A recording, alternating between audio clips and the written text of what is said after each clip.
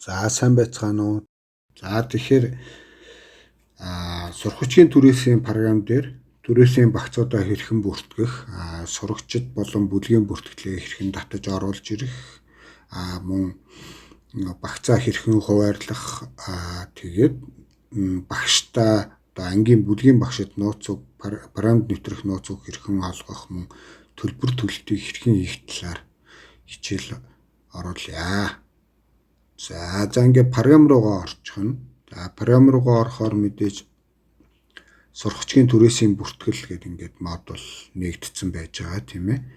За модуль одоо нөгөө гэрэн дээрээ сургагчийн түрээсээ хэрэглэнэ гэдэг ингээд тусгаад өгсөн газрууд бол ингээд модулууд нэгдэж байгаа. За модуль одоо нэмж авах хэрэглэхийг хүссэн хүмүүсүүд нь холбоорой.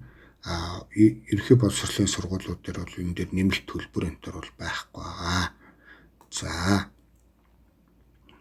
ингээд сургагчийн түрээс рүүгийнхаа бүртгэл рүү орчин. За ингээд орохоор багцын бүртгэл, бүлгийн бүртгэл гэдэг ийм хоёр хэсэг байдаг.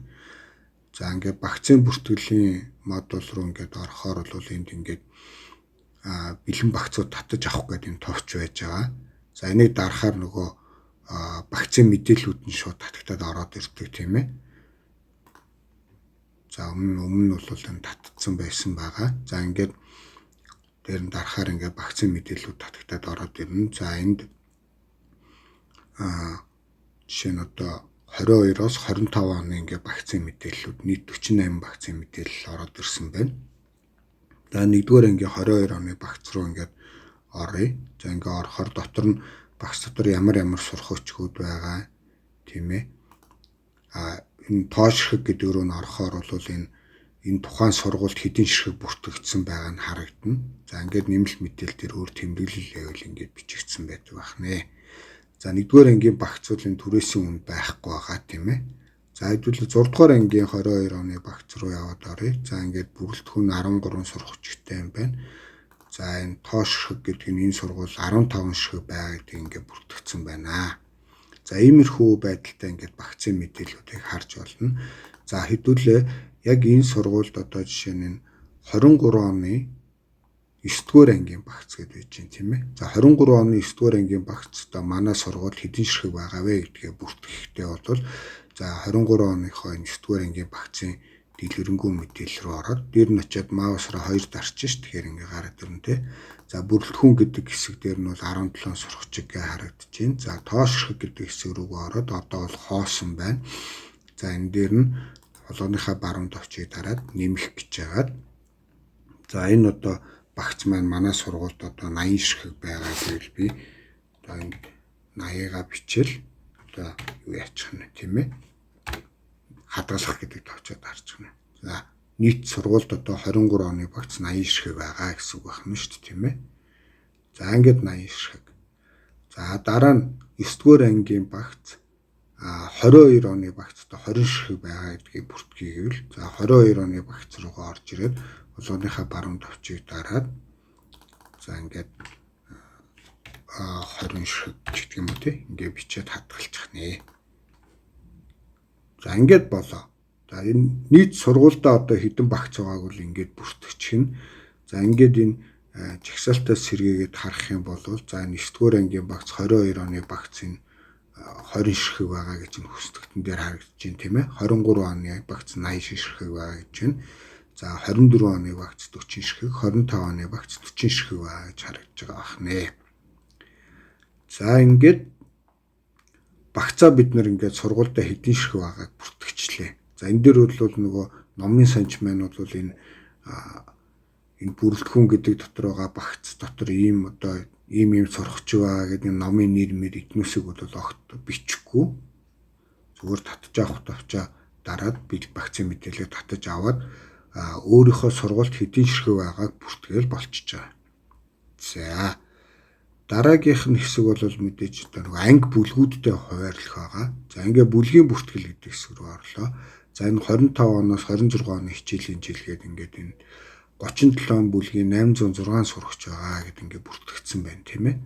За тэгэхээр энд бас татаж авах гэж товч байгаа. SIS-ээс мэдээлэл татаж авах гэж. За энэ дээр ингээд дарахаар бас нөгөө анги бүлгүүдийнх нь мэдээлэл татагтаад ороод ирнэ. За энэ дээр ингээд энд бол ингээд дараад татаад автсан байж байна. Бэлэн мэдээлэл гэж байна. За жишээ нь одоо энэ 6 дугаар анги гэдэг нь 10 багц ингээ хуваарлцсан байна гэд харагдаж байна тийм ээ. За бүгдээрээ 9А анги руу ороод. За 9А анги руу ороод харахаар за багш нь иргээгүүл гээд багш байна, сурагч гээд ингээд орохоор 32 сурагчтай юм байна. За багц гэдэг дээр нь орохоор хоосон байна. За өөрөөр хэлбэл энэ ангид бол багц хуваарлаагүй байна гэсэн.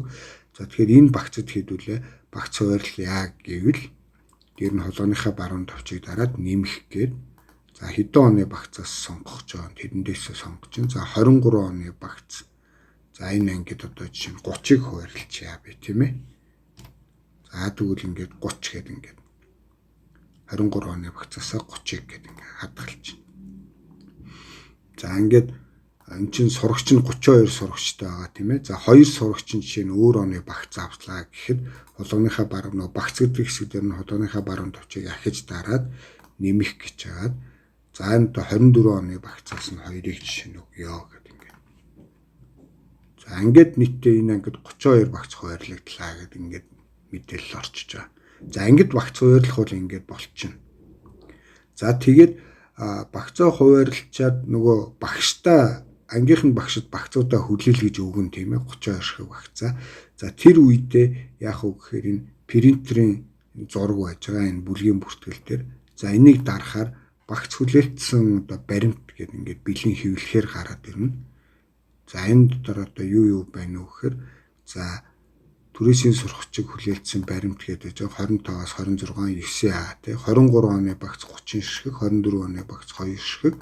За нийтдээ бол ийм 816 мянган төгрөгийн үнэтэй багц одоо хүлээлтсэж өглөө авлаа гэдэг ийм 2% баримт гараад ирнэ. За энийгээ хэвлэж аваад ангийн багш номын санч хоёр маань гарын үсэг зураад өөрсөндөө нэг авчин тий. За үүнээс залгуулаад дараа нөгөө бүх багцуудынх нь мэдээлэл ингээ гараад ирж байгаа. Нөгөө 32 багцынх нь мэдээлэл. За ингээд багц болгон өөрийн гэсэн кодтой байгаа. За жишээ нь код нь энд ингээ харагдаж байна. За ингээд давтагдахгүй кодтой. За тэгэхээр нөгөө 32 хүүхэдтэй одоо энэ багцын мэдээллүүд ингээд нэг ширхэг ингээд тастад өгчих нь гэсэн үг байна тийм ээ. За энэ 23 оны багцууд ингээд явж гин тийм ээ. За 24 оны багц ингээд 2 ширхэг байгаа. Тэр нь хамгийн сүүлд энэ 2 ширхэг ингээд харагдаж байна тийм ээ. За ингээд хүүхдүүддээ өгөөд явуулчих нь. За хүүхдүүд маань эднэрийг ээж аавдаа авчиж өгөөд ингээд төлбөрөө төлөх нь шүү дээ тийм ээ мэдээж. За үүнээс өмнө за ингээд ангийн багш авч яваад хүүхдүүдэд тарааж өгнө. Тарааж өгөхдөө бол хүүхдүүдэд мэдээж хуваарлна тийм ээ. Тэрийг яаж хийх вэ гэхээр за сурагч гэдэг хэсэг рүү орж ирээд за номын санч хуваарлахдаа шууд энэ програм дотроос сурагч гэдэг хэсэг рүү орж ирээд холгоныхаа баруун товчийг дараад багц олгох гэж за энэ айгүлэгт бол энэ 23 оны нэг багц өгчөө гэдэг ингээд хуваарлчих болно. За багц олгох гэж одоо академид ахаад нэг 23 оны багц өглөө. За номын санч хуваарлна гэвэл ингээд номын санчийн програм дотроос ингээд хуваарлчих болно. Гэхдээ ихэнх сургуулиуд бол ангийн багш нь өөрөө сурагчтай хуваарлдаг. За тэгэхээр ангийн багш маань тусдаа өөрөө багшийн програмтай байгаа. Тэрүүгээрээ нэвтэрч хуваарлна. За тэрийг яаж хийх үү гэдгийг л одоо харцгаая. За ингээд номын санч маань энэ ангийн багшид нэвтрэх нууц өгөх чинь. Яаж өгөх вэ гэхээр энэ түлхүүрний зураг байна. Багшид түлхүүрийг олгох гэж. За энэ дээр дараад нууц өгч наа ангийн багш. За нууц өгнө болохоор нөгөө латин үсэг тоо нийлсэн хамгийн багадаа 8 тэмдэгт байх хэрэгтэй тийм ээ. За ингээд ангийн багшид нууц үг олгочлоо. За олгох гэж. За ингээ олгочхоор нөгөө ангийн багш нь яах вэ? Ямар үйлдэл хийх вэ гэхээр багшийн програм дээр ороод өөрийнхөө одоо энэ нууц үгээр нэвтэрч ороод одоо анги хүүхдүүдэд хуваарлах нь тийм ээ. За эрхгээгүүл багш маань нөгөө өөрөө одоо ангиасаа ч юм уу ханаасаа ч одоо компьютер дээрээс багшийн програм гэдэг байж байгаа. За тэр хаяг нь бол одоо нөгөө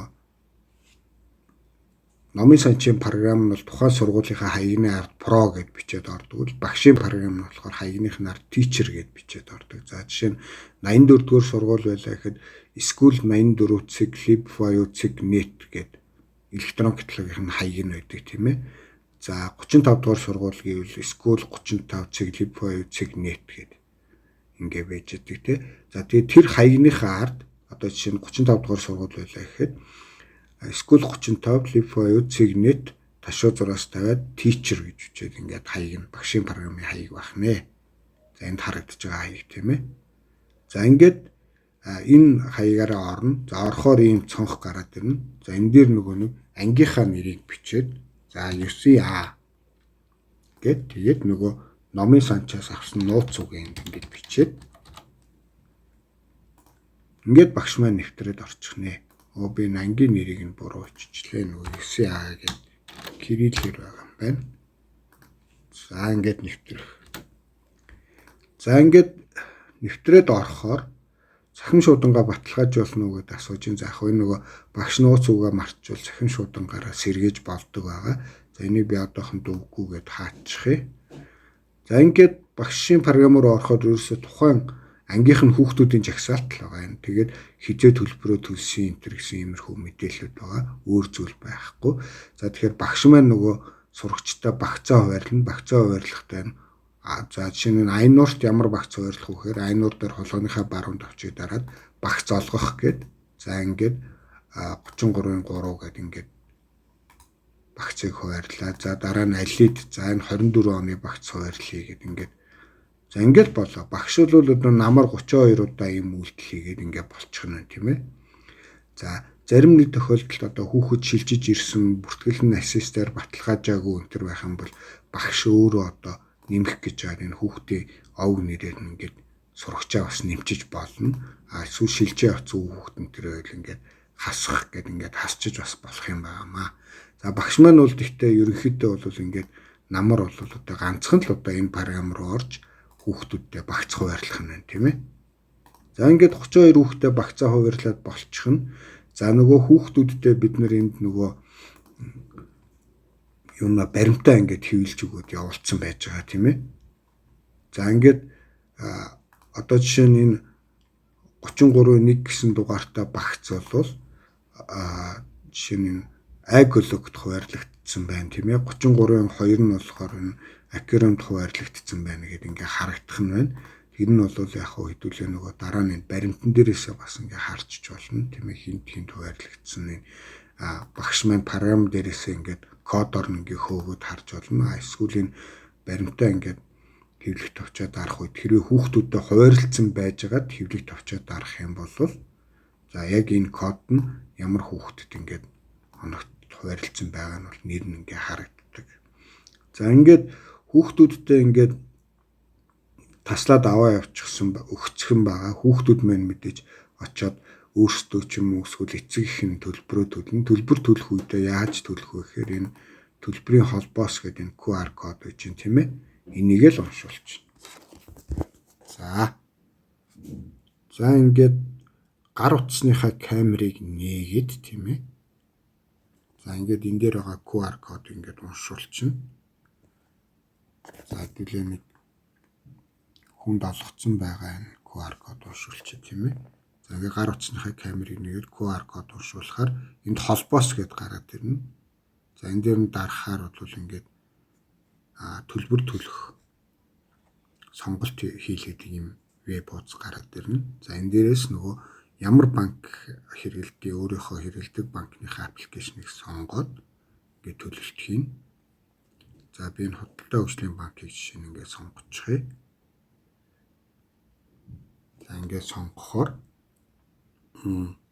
мэдээж хүн өөрийнхөө нөгөө нэвтрэх нэр нууц үгээ хийгээд нэвтрэн тийм ээ. За ингээд банкны аппликейшн руугаа нэвтрээд орохоор за сурагчгийн төрөөс гээд ингээд төлөлт нь шууд ороод ирж. За энэ дээрээ дансаа сонгоод ингээд гүйлгээ ихээр зэрэг энэ нөгөө сурагчийн төрөөс нь төлөгдөөд за төлөгдсөн мөнгө нь бол нөгөө тухайн сургуулийнх нь өөрийнх нь данс руу шууд шилжих нэ. За ингээд төлбөр төлөлт бол ингээл болчихж байгаа юм амархан. За ингээд төлөгдсөн мөнгө нь одоо шууд нөгөө сургуулийнхаа данс руу ороод за энэ нөгөө програм дээр багшийн програм дээр номын санчийн програм дээр төлөгдсөн гэдэг нь бол энд ингээ харагдана. За жишээ нь мэдээ новт ансагаан нь бол одоо төлбөр авсан гэдэг энэ урталтай төрөний одоо зурагтай ингээ байж байна. За төлбөр хийгдсэн огноо нь болохоор 25 оны 9 сарын 7 оны 13 цагт ингээ төлөгдөжээ гэдэг ингээ. За нөгөө номын санчийн програм дээр маань бас бүлгийн бүртгэл рүү н ороод би ингээ харахаар за нөгөө сурагчийн бүртгэл дээр нь за энэ ансагаан төлцсөн байна гэдэг нь бас ингээ харагдав. За ингээд ийм байдалтайгаар ер нь бол ингээд их хялбархан сурагчдч тэр төлбөрөө төлөхөд хялбархан за ангийн багш бол номын санч нар ч гэсэн багш суурлахад хялбархан болсон юм байгаамаа. Сурагчийн төрөөсийн модуль дээр бол за ингээд та бүхэнд амжилт хүсье.